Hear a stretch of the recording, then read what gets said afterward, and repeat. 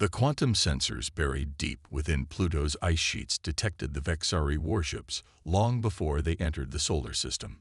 In the hardened bunker beneath Geneva's lake complex, Dr. Sarah Chen watched the holographic display with practiced calm as the alien vessels materialized at the edge of Kuiper Belt. Their crystalline hulls refracted distant starlight, creating an ethereal aurora that might have been beautiful under different circumstances. "They're right on schedule," she noted to Admiral James Okonjo, who stood beside her watching the same feed. Just like the probability matrices predicted. For 15 years, humanity had known this day would come. The Vexari Empire's expansion followed predictable patterns, their crystalline ships appearing in system after system, always with the same opening moves. First contact, followed by demands for submission, ending with either vassalization or annihilation. They had done it 73 times before, their empire growing like a cancer across this arm of the galaxy. But what the Vexari couldn't know, was that humanity had been watching them for over a decade. When humans first detected the quantum wake signatures of their ships passing near Alpha Centauri, they didn't announce themselves or try to make contact. Instead, they listened, they studied, they prepared. The massive hologram showed 6 Vexari warships now, their formations spreading out in what they considered an intimidating display of force. Admiral Okonjo allowed himself a small smile. "Have they detected any of our orbital infrastructure yet?" "No, sir," Chen replied, her fingers dancing across the quantum interface. "The phase shift generators are working perfectly. To their sensors, Earth looks like a primitive industrial world, just beginning to explore its own solar system. A few basic satellites, some small lunar outposts. Nothing that would concern them." In reality, humanity's presence extended throughout the solar system. Quantum-shielded habitats housed millions in the asteroid belt. Massive manufacturing complexes operated beneath the ice of Europa and Enceladus. The rings of Saturn concealed enough firepower to reduce a planet to atoms. But the Vexari would see none of it, not until it was far too late. "They're preparing their first transmission," Chen reported. The hologram zoomed in on the lead vessel, its crystalline spires pulsing with internal light. "Standard first contact package, just like the others. Should we let them think they're in control?" Okonjo nodded. "For now. Let them play their little game. Maintain emission controls across all facilities. Let's see how long it takes them to realize they're not dealing with primitives." The Vexari transmission arrived exactly as expected, a careful mix of implied threats and condescending offerings of protection. Their leader, Supreme Commander Vexterra, appeared as a towering figure of living crystal, her voice translated into perfect English by AI systems that had been studying Vexari language patterns for years. "People of Earth," she intoned, "the glorious Vexari Empire extends its grace to your world. We have watched your development and deemed you worthy of elevation. Submit to our guidance, and you shall be transformed. Resist, and you shall be shattered." In the Geneva bunker, dozens of analysts and military officers watched the transmission with barely concealed amusement. They had seen this same speech, with minor variations, delivered to other worlds. They had recordings of how those stories ended, worlds stripped of resources, populations enslaved, entire civilizations reduced to footnotes in the Vexari archives. "Shall we send our response, Admiral?" Chen asked, her hand hovering over the quantum interface. Okonjo studied the tactical display for a long moment. The Vexari ships had moved closer, positioning themselves in a standard intimidation formation above Earth's northern hemisphere. They thought they were demonstrating their power. In reality, they were positioning themselves exactly where humanity's defense grid was strongest. "Send it," he ordered. "Let's show them what happens when you mistake patience for weakness."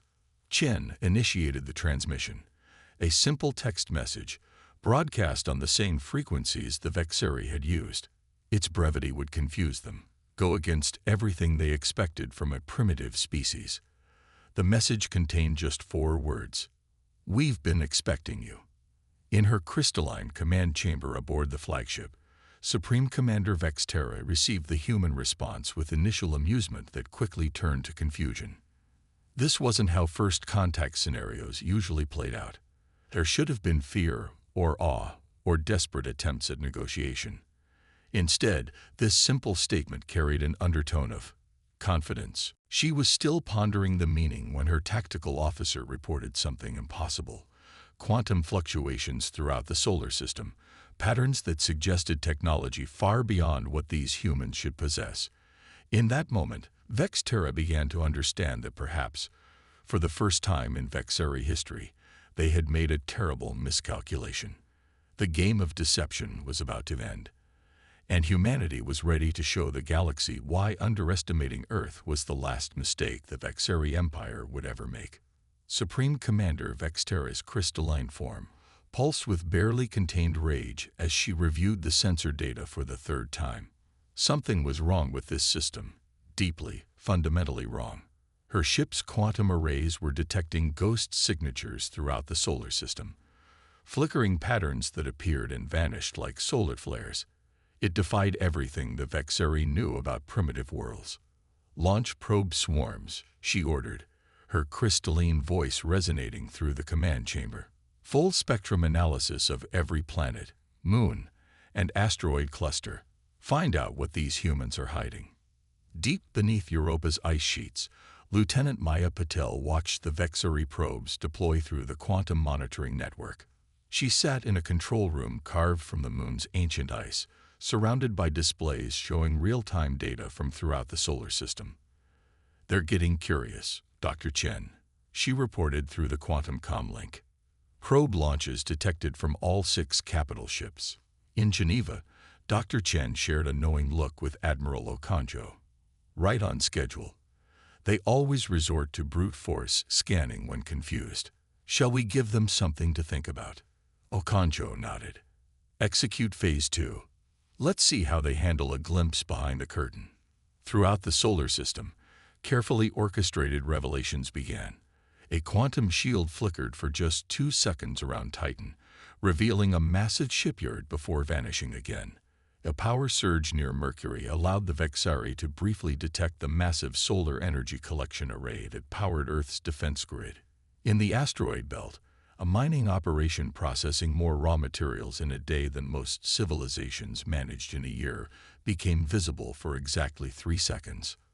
Aboard the Vexari flagship, alarms blared as the sensor data flooded in. "Impossible," Vex Terra whispered, her crystalline form dimming with shock. "These readings, they suggest technological advancement far beyond preliminary scans, beyond even our own capabilities in some areas." Her tactical officer, Crystal Commander Zexable, brought up a holographic analysis. The energy signatures were detecting. "Supreme Commander, these humans appear to have mastered quantum phase technology. Their installations exist slightly out of sync with normal spacetime. That's why our initial scans showed nothing. They've been watching us." Vex Terra realized, her voice hardening. "All these years we thought we were studying primitive worlds. They were studying us, learning our patterns, preparing." In the Mars Defense Command, buried beneath Olympus Mons, General Diana Santos received the latest tactical updates. The Vexari were responding exactly as the behavioral models had predicted. Confusion giving way to anger, wounded pride demanding action. "All defense grids are charged and ready," she reported to Geneva. "Quantum shields are at full power. The moment they make a hostile move, we can respond with overwhelming force." But humanity's greatest advantage wasn't their technology, it was their patience. While the Vexari had spent centuries believing their crystalline technology made them invincible, humans had developed in different directions. They didn't need massive energy shields when they could simply shift their installations out of phase with reality. They hadn't bothered with conventional faster-than-light travel, instead mastering quantum tunneling that let them step through the fabric of space itself. Admiral Okonjo watched the Vexari ships reposition themselves, spreading out in what they considered an attack formation. "They're still struggling with it," he observed. The idea that someone could have quietly surpassed them, that all their assumptions about technological progress might be wrong. Dr. Chen's quantum interface showed new energy spikes from the Vexari vessels. "They're charging weapons," she reported, still trying to convince themselves that this must be some kind of trick or illusion, that if they just show enough force, we'll reveal ourselves to be the primitives they expected. "That's always been their weakness," Okonjo said quietly. "The inability to accept that their way isn't the only way. That someone else might have found different paths to the stars." He straightened, his voice taking on a command tone. "Send the second message. Let's see if they're wise enough to hear it." Throughout the Vexari fleet, communication officers received the transmission simultaneously. Unlike the first message, this one was comprehensive. A complete database of human technological achievement. It showed how humanity had developed along entirely different lines than the Vexari, pursuing quantum mechanics instead of crystalline technology, mastering space-time manipulation instead of brute force energy projection. The message ended with a simple statement: "We chose to remain hidden. We chose to watch and wait. We chose peace. But make no mistake, if you force war upon us, you will learn why every other spacefaring race in this arm of the galaxy knows to fear Earth." In her command chamber, Supreme Commander Vexterra faced a decision that would determine the fate of her empire. The tactical display showed her ships in attack position, weapons charged, crystal matrices humming with power. Pride and centuries of unquestioned superiority demanded one course of action. But the sensor readings, the ghost signatures, the impossible technology she glimpsed, wisdom suggested another. The next few moments would determine whether the Vexari Empire would learn to coexist with a civilization that had outmaneuvered them at every turn, or if they would let pride drive them into a war they had already lost before firing the first shot. Pride had always been the Vexari Empire's fatal flaw. For millennia, their crystalline technology had made them unstoppable, turning worlds to glass and civilizations to dust. Supreme Commander Vexterra felt that weight of history as she gave the order that would doom her people. "Begin the attack," she commanded, her crystalline form pulsing with deadly purpose. "Show these humans the price of deception." The Vexari ships opened fire simultaneously, their crystal matrices channeling enough energy to shatter continents. Beams of concentrated power lanced toward Earth's major cities, meant to demonstrate overwhelming force. But something impossible happened. The beams passed through their targets without effect, as if firing at mirages. In the Geneva Command Center, Dr. Chen's fingers danced across her quantum interface. "Phase shift holding at optimal levels," she reported calmly. "Their weapons are passing through quantum-shifted space. 0 casualties, 0 damage." Admiral Okonjo nodded grimly. "They've made their choice. Execute Defense Protocol Omega. Show them what human ingenuity really means." Throughout the solar system, humanity's hidden strength revealed itself. From Saturn's rings, quantum-shifted platforms emerged into normal space, launching swarms of microscopic machines that could disassemble matter at the atomic level. Beneath the surface of Mars, electromagnetic mass drivers powered up, preparing to launch projectiles at near-light speed. In the asteroid belt, automated factory complexes began producing autonomous combat drones by the thousand. Aboard the Vexari flagship, alarms screamed as sensors detected threats materializing from seemingly empty space. "Impossible," Crystal Commander Zexvol shouted. "They're everywhere.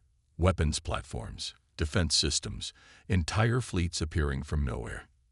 "Evasive action," Vexterra ordered, but it was too late.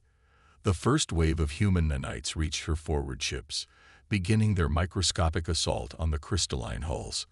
The Vexari watched in horror as their supposedly indestructible vessels began dissolving, their crystal matrices breaking down at the molecular level.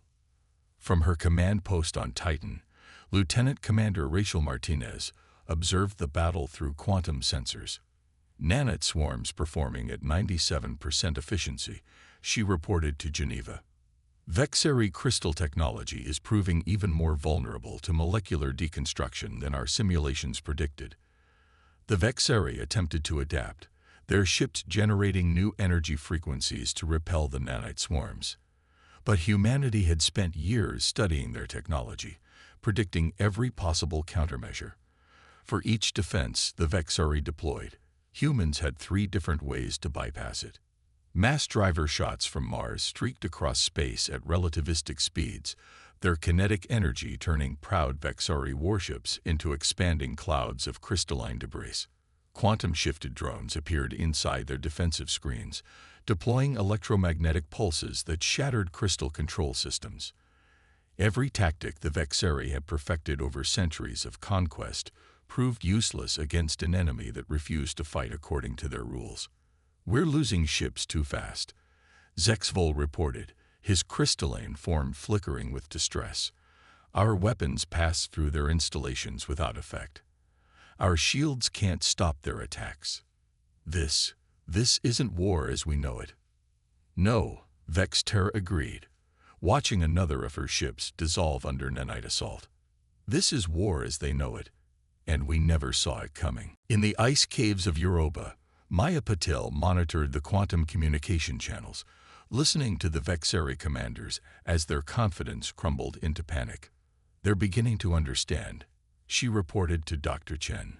"They're realizing that every piece of technology they thought made them superior has become a weakness we can exploit." The Vexari's crystalline ships were engineering marvels, able to channel impossible amounts of energy. But that same crystalline structure made them vulnerable to targeted molecular deconstruction. Their energy weapons were powerful enough to shatter planets, but useless against targets shifted slightly out of phase with normal space.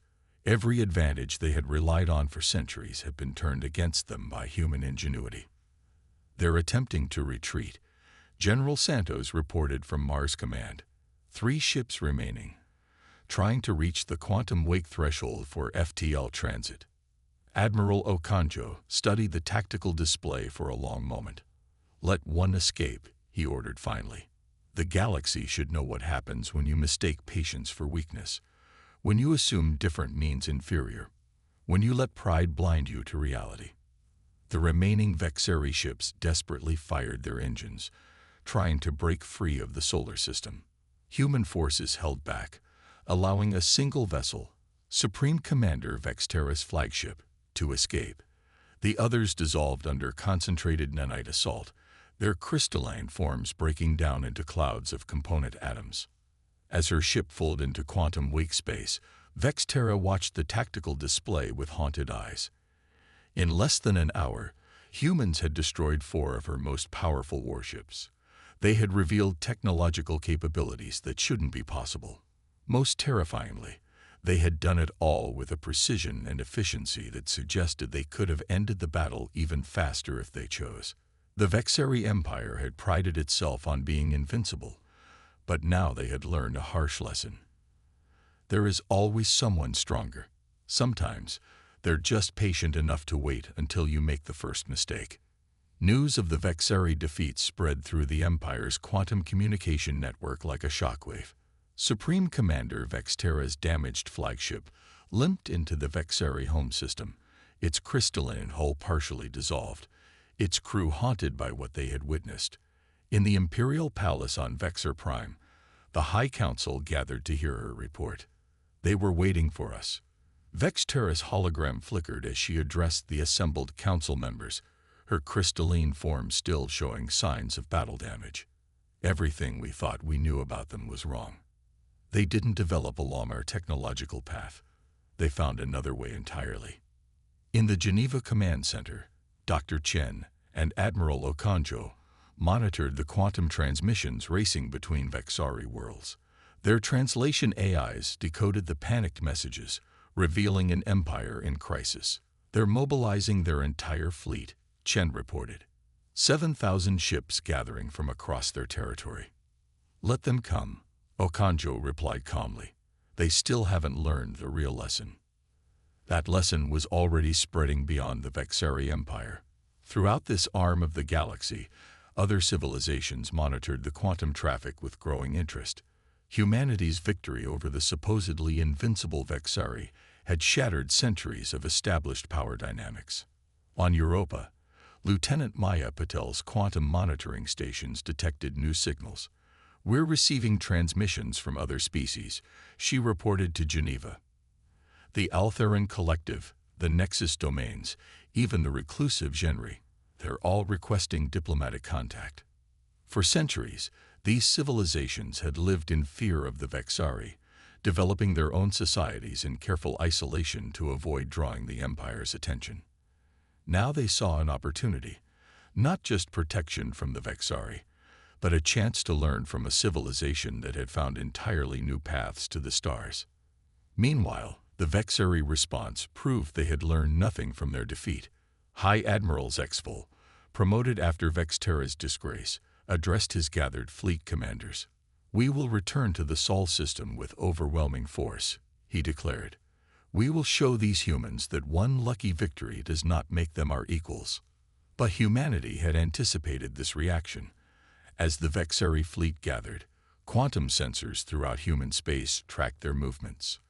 In hidden facilities throughout the solar system, production of nanite swarms and autonomous drones increased. The mass drivers on Mars were upgraded, their projectiles now carrying payload of quantum disruptors. "They're making the same mistake again," General Santos observed from Mars Command, assuming that more ships using the same tactics will somehow produce different results. Dr. Chen's quantum interface displayed the latest intelligence analysis. "They've modified their crystal matrices, trying to resist our nanite attacks. Added quantum shielding to their hulls, improved their energy weapon frequencies." She allowed herself a small smile. "All exactly as our behavioral models predicted." "And our countermeasures?" Okonjo asked. "Already adapted. The next generation of nanites is designed to bypass their new defenses. Our quantum phase generators have been recalibrated. The mass drivers are ready to fire through any gaps in their improved shields." But humanity's greatest weapon wasn't their technology, it was their strategy. While the Vexari gathered their fleet for a massive assault, human quantum ships quietly slipped into their territory. Automated factories were constructed in hidden locations throughout their empire, producing weapons and defenses that would activate the moment the Vexari fleet committed to their attack. The Vexari thought they were preparing for a single, decisive battle. They didn't realize they were walking into a war that would be fought across their entire empire simultaneously. In the ice caves of Europa, Maya Patel detected a new transmission, this one from the Altheran Collective, one of the oldest civilizations in the galaxy. "Message incoming from their High Council," she reported. "They're offering to share their own technological developments, paths of advancement different from both ours and the Vexari." Admiral Okonjo smiled.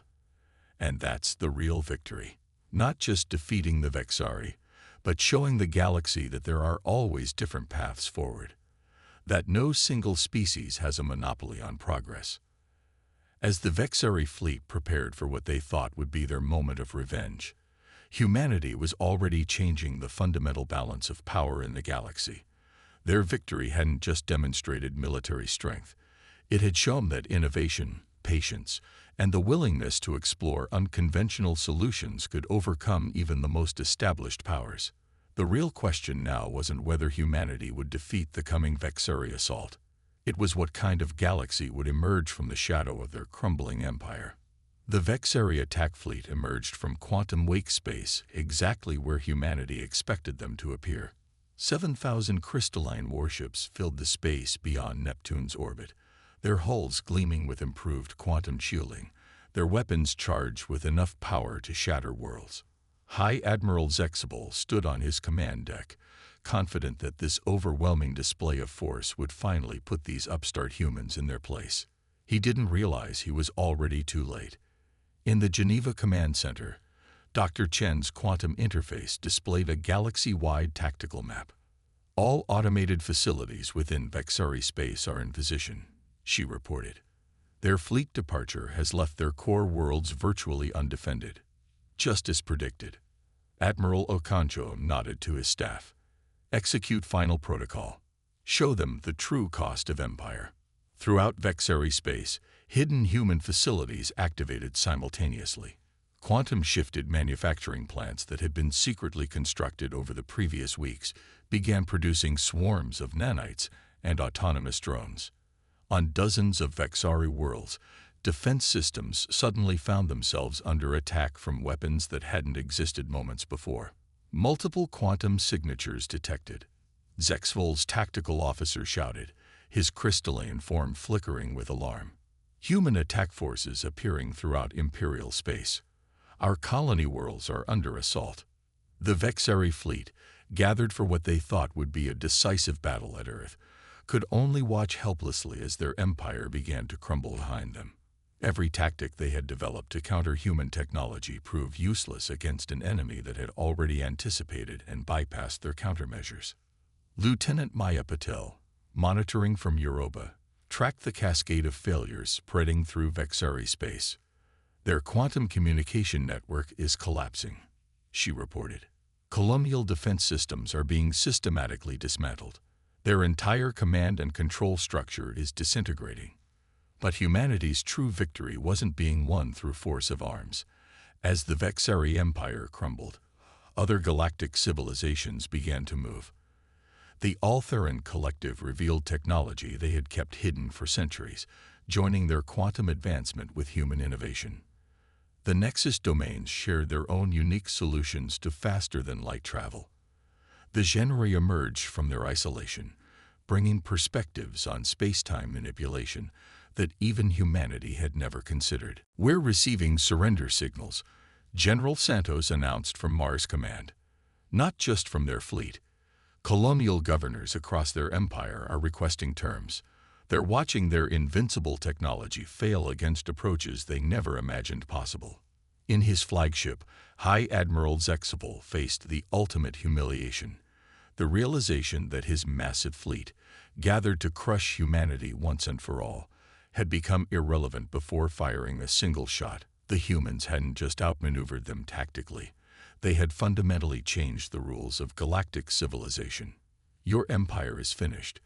Admiral Okonjo's transmission reached every Vexari ship simultaneously. Not because we defeated you in battle, but because you never understood that strength comes in many forms.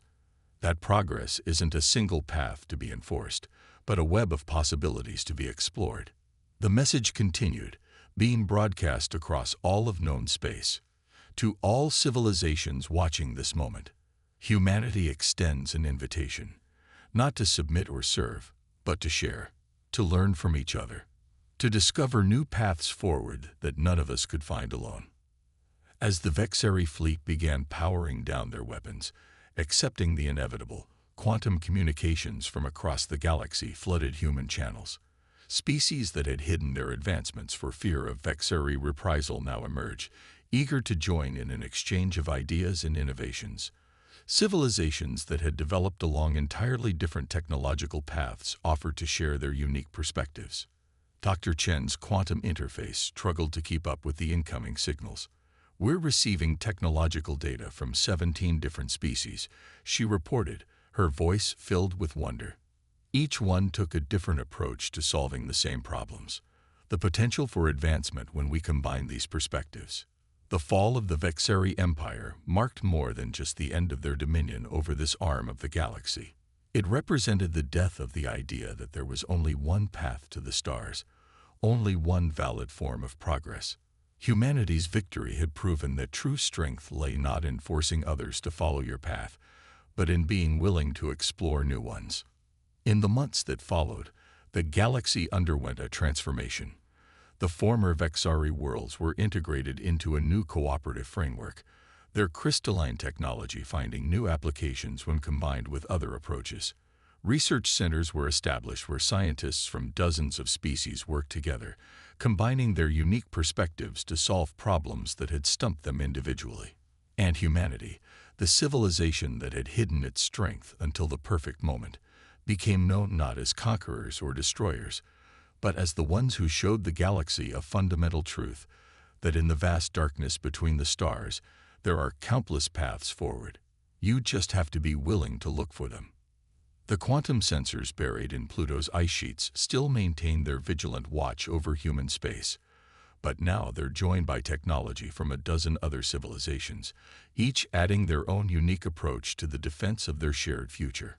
It stands as a testament to the day when humanity proved that the greatest power isn't the ability to force others to follow your path. It's the wisdom to realize that every path has something to teach.